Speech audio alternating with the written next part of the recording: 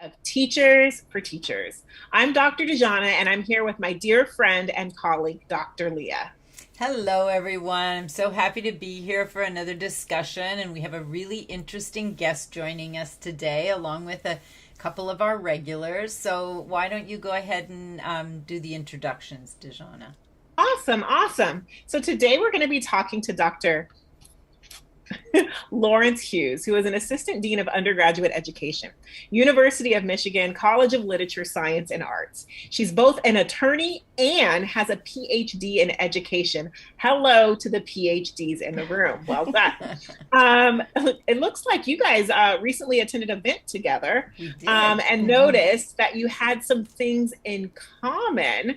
And so I'm so glad that we have Dr. Lawrence-Hughs on the show today. It's going to be a real good treat to learn about how universities were able to adapt, pivot, and respond, react to some big changes in education due to the pandemic. In addition to our special guest today, I'd also love to introduce our panel. Is that okay, Dr. Leah? Please do. All right. So joining us today, we have Dr. Mark Riddle. Go ahead and say hello, Mark. Hello, Mark. I love it. I love it.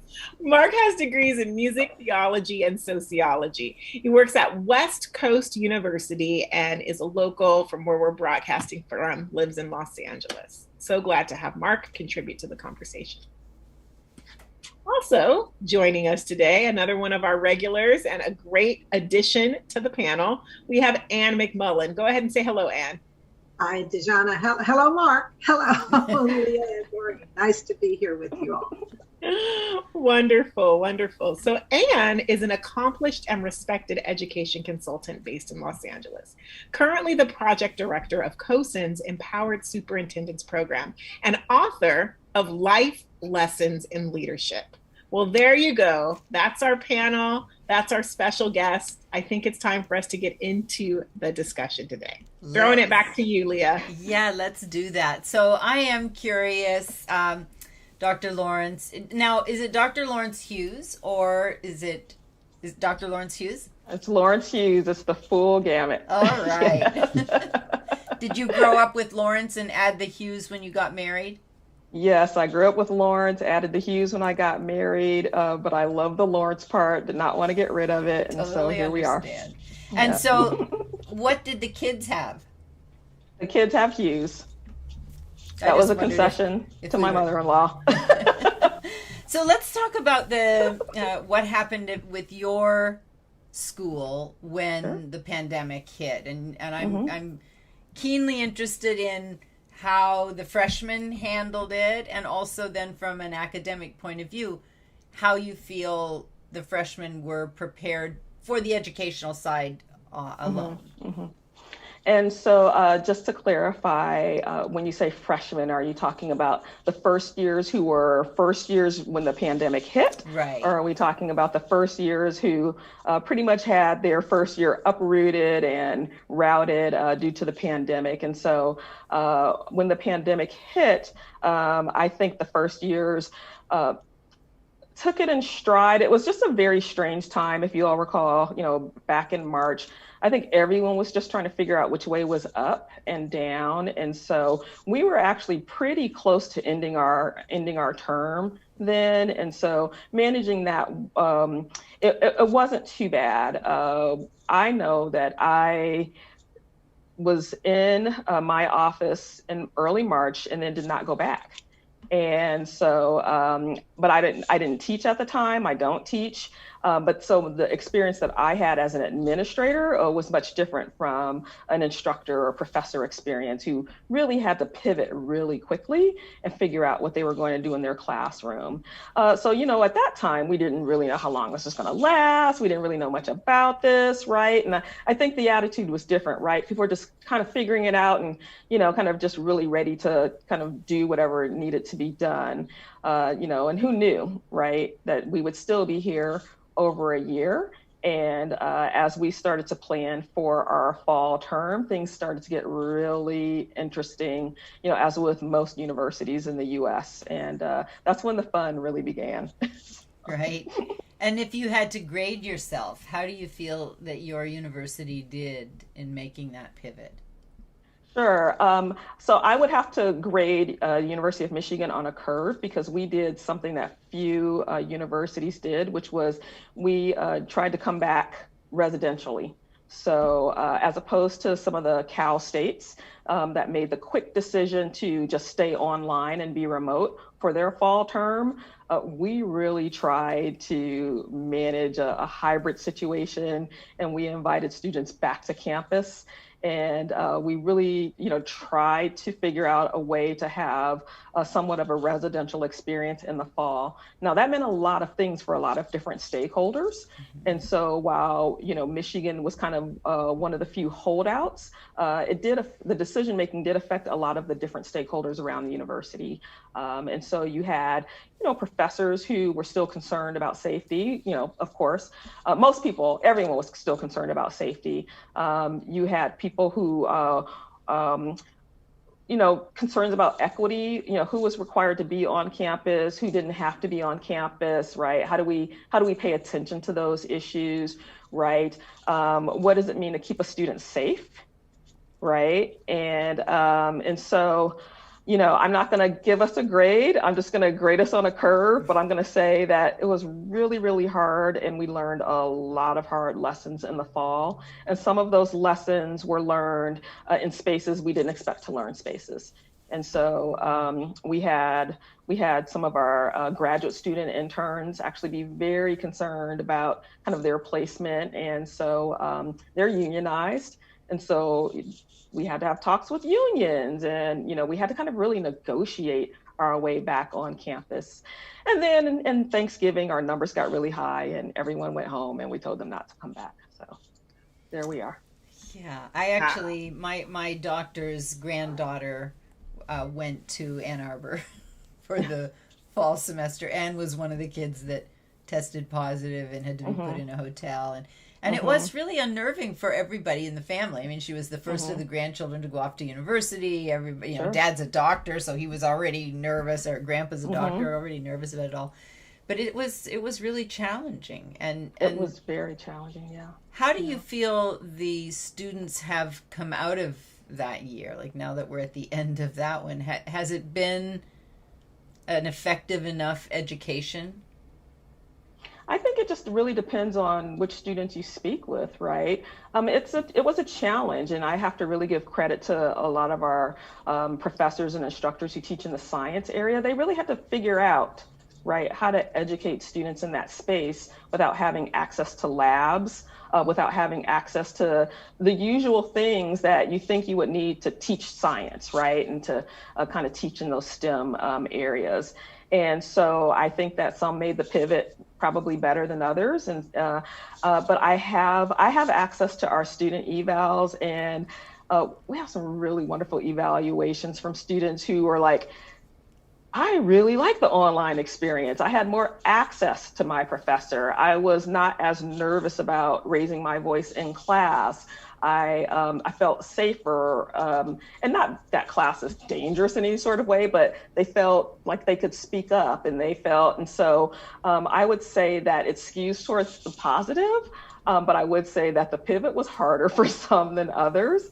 And then you have students who I didn't get to see a football game. I didn't pledge the sorority in the way I wanted to. I missed out on some community engagement and volunteer experiences that I really was hoping to get, at kind of a Big Ten institution like Michigan. And so you're definitely going to have a class of students who are very disappointed in their first year. And those students are going to come back, and they're going to want to do that stuff that they missed. And we are trying to figure out how to account for students who missed out on their first year experience in that very traditional sort of way. And what can we do to invite them back? And what can we do to make sure that they have some sort of experience that kind of aligns with their expectations, but still paying attention to our new first year students who, granted, they had a really rough time, right? These were your seniors last year. They could not visit campuses. They could not, there's a lot of stuff they could not do. And some of that very very sort of usual norming, right, and socialization that you would expect a senior to have. They didn't have it. And so we've almost got like 2 first-year classes, right, that we sort of have to manage. I do have to say that Michigan, with the decision they made to bring students on campus, tons of resources were poured into figuring out how to keep students safe. We had these things on our phones where, you would have to show whether or not you could come on campus, and so lots of resources have been poured into trying to keep students safe. It was tough, but I think we're coming out of it with a lot of lessons learned. Some of our instructors are coming out with new approaches to pedagogy that they never thought were possible. And then some of our instructors, I work with a lot of instructors that are kind of, they've been around for a while, and they're like, I love this online thing. Like, let's do more of it. This works for me. And so it's been kind of an interesting turn of events. Anne? Yeah, I just had a question. Did you have any kind of online program prior to COVID? Or was this a whole new learning experience for your instructors? For the most part, it's an all new learning experience. University of Michigan is very residentially focused. We're very, I don't want to use the word traditional, but that's the best word to use here. We're very traditional in that sense. That is the experience. We will probably never be a university that has like this huge online component. That's not to say that we won't have online offerings, because we realize the value in that. But the shift that you see some universities going, that's not necessarily the culture of the University of Michigan in Ann Arbor. So what was your secret sauce to bring your professors and instructors all around to be able to work in this new environment rapidly? You had to, right? It's amazing the resources you find when you don't really have a choice. So the secret sauce was getting together the tech folks. And so you probably know a lot about that, right? The folks that have expertise in classroom technology, right? Constant communication about resources available for an instructor to record lectures, to figure out how to best use Canvas, how to kind of best engage students. So we have lots and lots of seminars and lunch and learns and, just email resources on how to teach online in an effective way. And so you really just had to ramp all that stuff really fast. Congratulations. It's not an easy task. It's not. Good for you. I love that you mentioned that, because I find myself, so I was a teacher during the pandemic, and I totally experienced that in the beginning of March, being bombarded with so many trainings and tools and techniques and strategies. It was a little bit overwhelming at the beginning, because everybody was like, here, we've got the tech, go, go, go, go, go. But over the course of, our 16 months or whatever, adjusting to this, it's disruptive innovation, right? So the way we normally ran our schools, the way we normally ran our classrooms, the way students normally showed up in class was completely disrupted. And it made space for some really cool innovations. And also, I think for me, it opened my eyes to different student experiences. You were mentioning in the beginning some of the evals, some of your students commented like, I felt better connected, I could speak up, I could find myself. So those are all, thank you for sharing those, because they're important. And I see this even in the secondary school area, where there was definitely moments for students to shine. And I know a lot of the narrative right now is about loss and learning loss and what has been lost. But I'd love for you to share some of the highlights of things that have been gained. Yes, this has been a year, a difficult and challenging year, full of loss and hardship for many families, for many people. But I also like to recognize that there were opportunities for us to gain in many ways as well. So could you share some narratives or some quick stories of some things that you think on the university level we actually made some gains for our Sure. education system? Sure. So I can only speak to the University of Michigan right now, although I know that gains have been made, on all levels, including the graduate school level. But for instance, one example is one of the units that's kind of in my portfolio is the Science Learning Center. Our Science Learning Center serves over, 6,000 students on campus.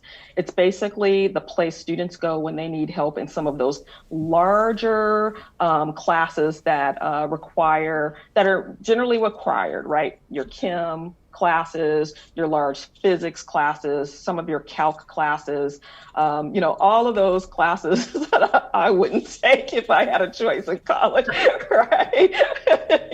I know I'm amongst STEM people. I was not. I was very liberal arts writing. I'm a political science major. So the Science Learning Center, they service students by providing peer tutoring, supplemental instruction. And so, if you think back pre-COVID, it was very like, I'm going to the Science Learning Center. I'm going to check in. I'm going to go to this area where my group is, and there's a whiteboard, and right, really positive, right? Like a lot of students around a whiteboard trying to figure out, that problem. The thing is, our Science Learning Center is in a building that's a little bit older. So they're bursting, right? The capacity to serve all these students in that very traditional way, we were just pushing up against that. And so with this, credit to, his name is Joe Salvatore. He's the director of our Science Learning Center. Joe and his team, they pivoted really quickly, and they're like, how can we serve our students in an online space? So they pivoted really quickly to some technology that provides for instruction and tutoring online, right? And they pivoted to this model where they could serve more students, as opposed to having to limit the number of students they could serve just due to capacity.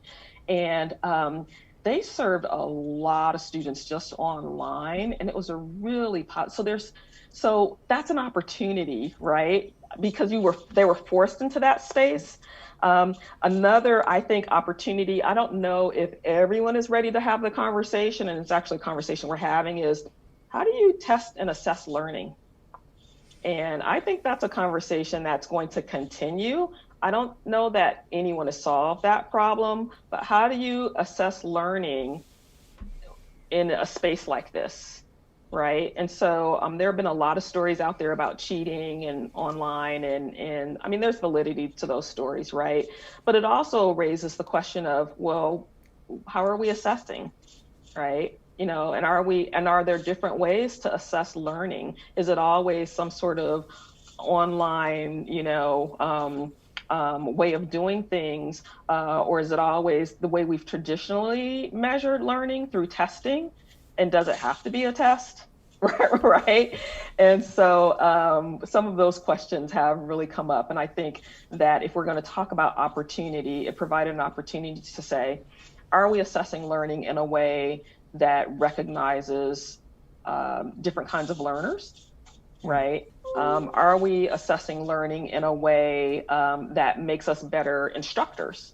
And so I would say that those are just two narratives that I would pass along in terms of, opportunities.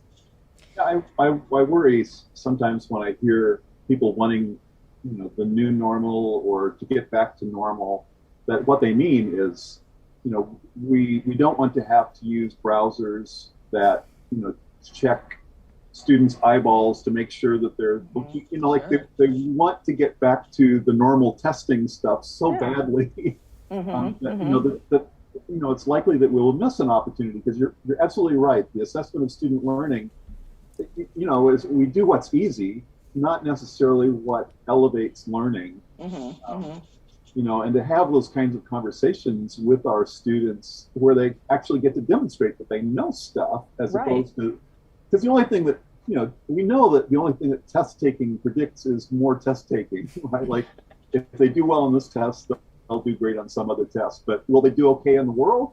But who knows, Right, exactly. Sure, yeah. And you made a point about cheating. and you know, some students are going to find a way to cheat regardless. Do you think that working from home made it easier to cheat, or do you think it's just the cheaters are going to cheat and we have to find a way to track it?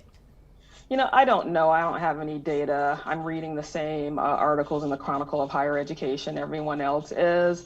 And of course, when you read those articles, you think it's so prominent, right? You think everyone is doing it. I think a couple of weeks ago, the New York Times had this article. I think I chuckled. I was reading it out loud to my husband. People are finding new and interesting ways to cheat, which I just have to laugh, right? Because I mean, the ingenuity of it all, and I'm not making light of anyone watching this of cheating at all, but boy, people get really clever, right, in that space. So are people finding, is it more? I don't know. If you read an article, you would think it's more. You know, the capacity to cheat expands with the technology. And so I think that's just something that we're just going to have to deal with. And the amount of time and energy that ingenuity requires for cheating. Just do the assignment. Just do it. Just turn the assignment in, right? Exactly. Exactly. So I think Dejana got kicked off of her internet, but she's back with us now. And welcome back, Dejana. So how do you think we're doing at preparing students for higher ed?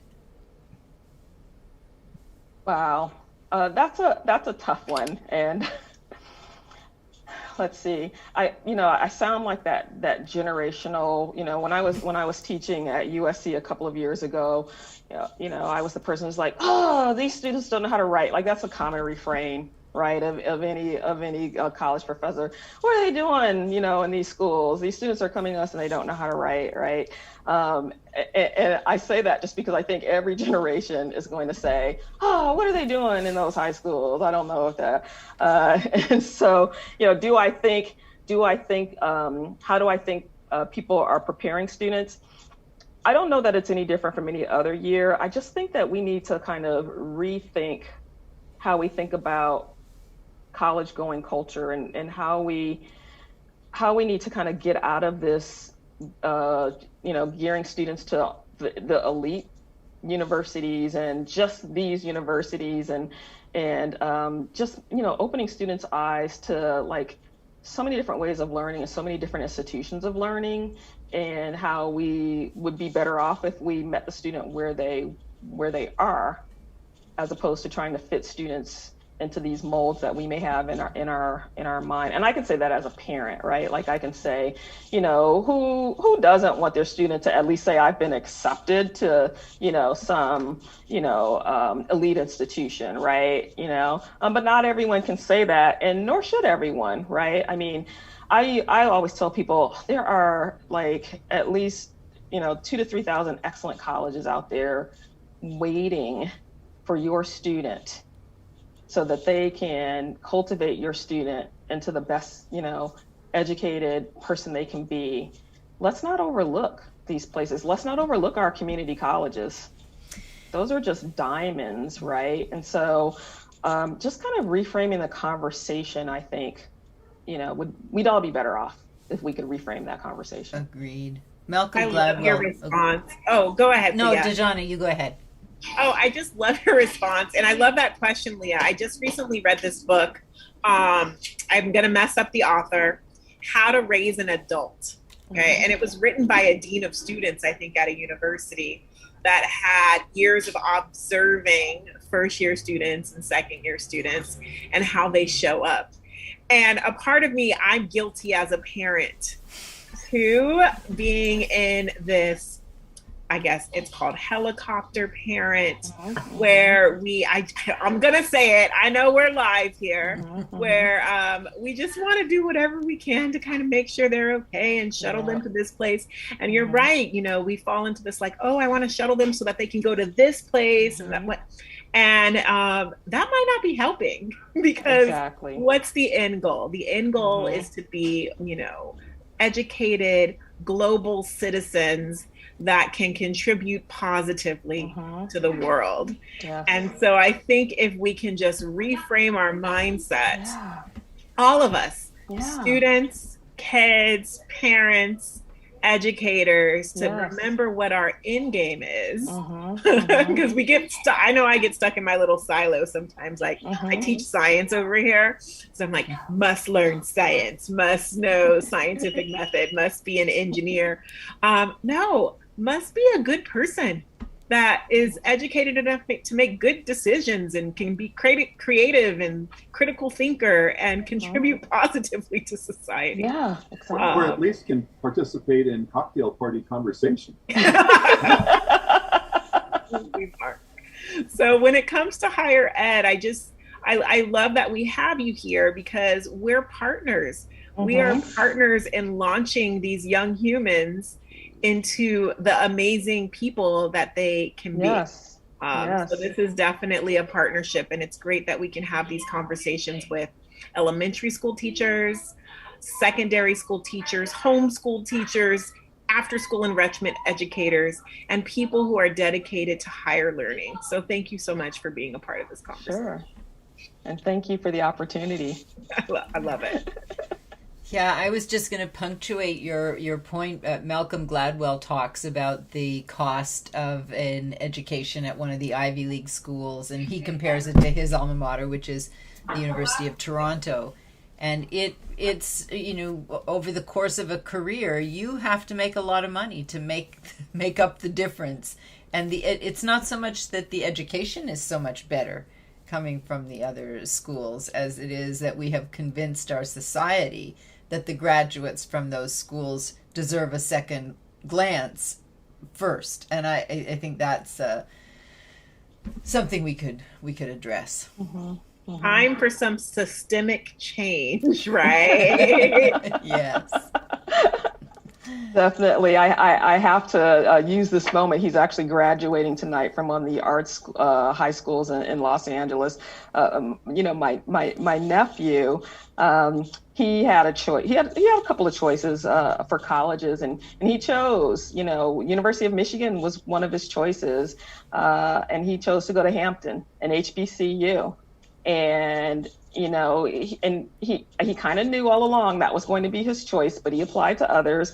But that's kind of what I'm talking about. Like, where do you think you can go that will be the best fit for you, so that you can set yourself up for success, and that they will set you up for success. And I'm not saying that the University of Michigan won't set you up for success, because it certainly will. I mean, it's an excellent school, but for him, Hampton was it.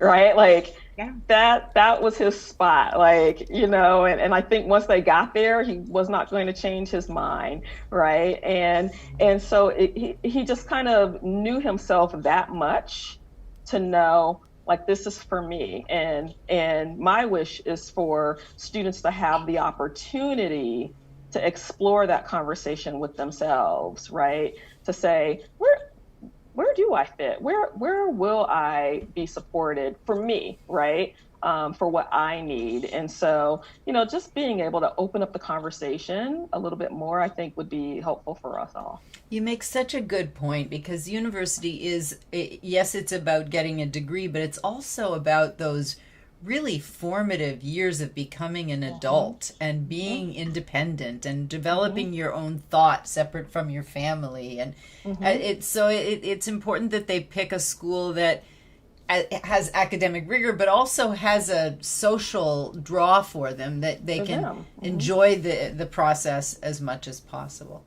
Yeah. Dejana, I hate to say this, but our half hour is up again.